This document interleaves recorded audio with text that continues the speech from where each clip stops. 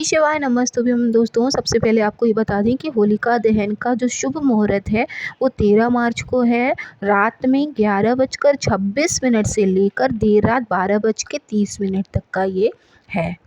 तो आप कच्चा सूत, अक्षत, पुष्प और जल और कुछ एक ऐसी चीज़ ज़रूर लेकर जानी चाहिए जो आप आग में, जैसे लाची दाना हो गया या लावा हो गया या गेहूं की जो है बाली ले जाते हैं, कंडे ले जाते हैं, इनको जलाया जाता है। और अगले दिन जब राख ठंडी हो जाती है तो उसको जो है आपको लेकर आना होता है। उस राख को घी में मिलाकर इसका टीका ज़रूर लगाना चाहिए। इससे करने से ना घर में सुख और समृद्धि तो आती है, घर में धन धान्य दोनों भरा रहता है।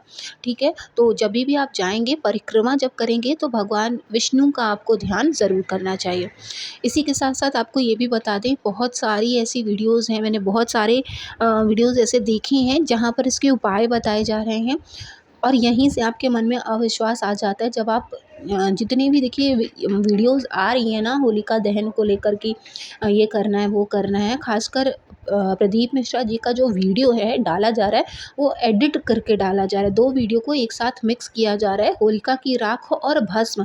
तो अलग-अलग चीज़ें हैं। भस्म का उपाय अलग होता है जिसको किया जाता है, और राख जो है होलिका दहन की राख वो अलग होती है। दोनों राख में अंतर होता है और इन वीडियोज़ को व्यू के चक्कर में एडिट करके दूसरे तरीके से बताया जा रहा है। उसकी तिथि अलग है, इसकी तिथि अलग है।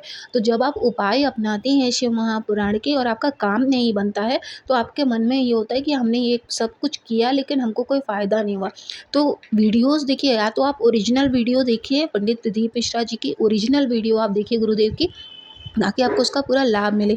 या फिर आप स्वयं में, अगर आप शिव भक्त हैं तो शिव महापुराण के, आपको किसी पर नहीं भरोसा है तो स्वयं शिव महापुराण की पुस्तक जो है उसको उठाकर अपने पास रखिए। उसके उपाय आप नियम से बना कर रखिए, पढ़िए, पढ़ने का आदत डालिए और उसके उपाय खुद अपनाइए, उससे भी आपको फ़ायदा मिलेगा। या तीसरा उपाय ये है कि बहुत सारे ऐसे सच्चे लोग भी हैं जो वास्तव में करके चीज़ों को दिखाते हैं कि ऐसी-ऐसी चीज़ें ऐसे-ऐसे करनी है, उनकी वीडियोज़ को आप फॉलो करें, ताकि आपको सही रास्ता दिख सके, सही चीज़ें पता चल सके। सिर्फ व्यू के चक्कर में जब हम ऑडियंस की भी गलती ये हो जाती है कि जिसके व्यूज़ ज़्यादा होते हैं हम उन्हीं को देखते हैं, क्योंकि उस पे लाइव चलाकर बिठा दिया जाता है, एडिट थोड़ा सा कर देते हैं, उस पे कॉपीराइट नहीं आता है, जिस वजह से हम गलत उपाय अपना रहे हैं। तो ऐसा बिल्कुल भी ना करें। भस्म और राख में बहुत अंतर है। इन उपायों को अपनाने से पहले आप ज़रूर चीज़ों को समझ लें, ओरिजिनल वीडियो देखें, ओरिजिनल उपाय अपनाएं, ताकि आपको पूरा लाभ मिले। ठीक है, होलिका दहन में दहन का जो है बहुत महत्व है। तो अग्नि में क्या क्या चीज़ें अर्पण की जाती हैं? नारियल, गेहूँ, गन्ना, गुलाल और कपूर चढ़ाया जाता है। साथ ही कंडे जो है वो भी चढ़ाए जाते हैं, या तो फिर गेहूँ की बाली भी चढ़ाई जाती है। ऐसा करने से ना, जब आप ये चीज़ें जलाते हैं, कच्चा सूत बांधते हैं, अग्नि से प्रज्वलित होने से पहले जो मोटी मोटी जो है धुंडौली होती है, उसको आप उस पर कच्चा सूत बांधते हैं और उसके बाद जल अर्पण करते हैं। ये चीज़ें जब दहन होता है तो ये चीज़ें चढ़ाते हैं, तो आपके घर में सुख, धन, समृद्धि सब कुछ आपके घर में आने लगती है। और अगर बात करें कि बहुत सारे लोग ऐसे होते हैं जो उपटन अपने शरीर से जो है हटाते हैं, इससे जो हमारे मन का जो निगेटिव एनर्जी होती है ना, वो दूर होती है। बहुत सारे लोगों को पता होगा कि सरसों के को पीस के उसका उपटन लगाया जाता है और उस उपटन को भी हम होलिका जी में अर्पण करते हैं, जला देते हैं। वो हमारी एक तरह से निगेटिव एनर्जी जाती है। बहुत सारे लोग खड़ा जो नमक होता है, पहाड़ी नमक होता है, उसको भी जलाते हैं। उसको भी करने से जो है निगेटिव एनर्जी हमारे घर से जो है वो चली जाती है।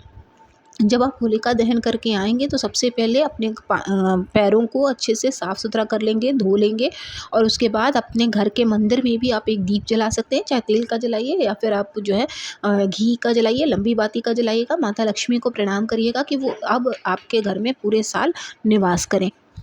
अगर आपके घर में प्रॉब्लम्स कभी ख़त्म ही नहीं हो रही हैं, आपको ऐसा लग रहा है एक के बाद एक, चाहे वो बीमारी हो या कोई भी चीज़ हो, तो आपको क्या करना है, देखिए, श्रीफल लेना है, अपने ऊपर से 7 बार उतार लेना है, या घर का जो मुखिया है ना उसके ऊपर से 7 बार उतार लीजिएगा और होलिका में उसको डालाइएगा, मतलब अग्नि में आप इसको अर्पण कर दीजिएगा। ऐसा करने से आपके संकट जो है वो दूर होते हैं।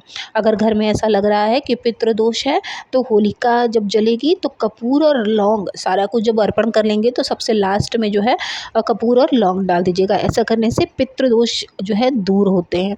होली की अग्नि में गोबर के जब कंडे जलाए जाते हैं तो कहा जाता है कि भाई के ऊपर आपके कभी कोई कष्ट नहीं आता, संकट जो है वो हट जाता है। वहीं अगर होलिका में आप कुछ मीठा या खील बताशे कोई भी सफ़ेद चीज़ जब आप चढ़ाते हैं तो उससे माता लक्ष्मी जो है प्रसन्न होती हैं और अपार सफलता मिलती है। अगर विवाह में परेशानी आ रही है, जैसे शादी को लेकर पति पत्नी का आपस में वाद विवाद चल रहा है, तो एक चुटकी सिंदूर लेकर होली की पवित्र अग्नि में डालने से भी लाभ मिलता है। वहीं अगर शिव महापुराण के वास्तविक उपाय के बारे में आप जानना चाहते हैं तो सिर्फ क्या करना होता है होलिका दहन के दिन, जो उपाय बताया गया है वो सिर्फ 2 बताया गया है। एक तो राख का है, जिसे घी में मिला के अगले दिन आपको सबको टीका लगाना है। दूसरा बताया गया है आटे का आपको दिया बनाना है, चौमुखी आपको दिया जो है लगाना है उसमें लंबी बाती का।